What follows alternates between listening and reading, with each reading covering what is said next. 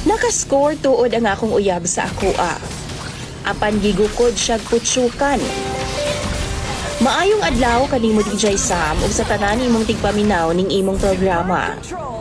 Dugay na ko nga nag-follow sa imuha o gusto pud kaayo na akong i-share ang akong kaagi. Kaagi namong duha sa akong uyab nga si King. Tawagan na lang kong pangalang Isa, DJ Sam. Akong i-share sa imo nga istorya, medyo dugay-dugay na ni siya nahitabo. 20 anyos ko kaniadto nga time, samtang si King 24 anyos.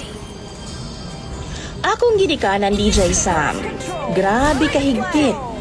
Kung naay manguyab sa ako, naapod si mama mo atubang sa akong bisita. Okay naman sa ako kay gusto lagi nila nga maila-ila pod ang mga nanguyab sa ako Apan dihang nag-ila mi ni King, na in love gid ko pag-ayo sa iyaha.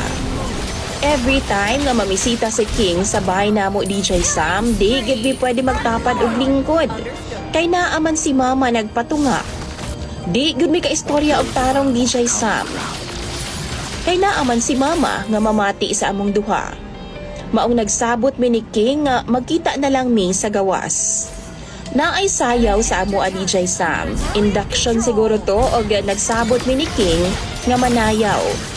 Apan diyang nananghid ko sa kumaginikanan wa gid ko sugti ni mama.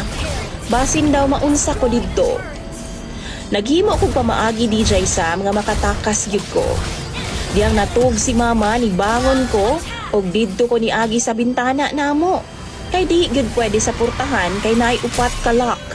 Kay pag abli nimo, first lock pa lang maglagitik na. For sure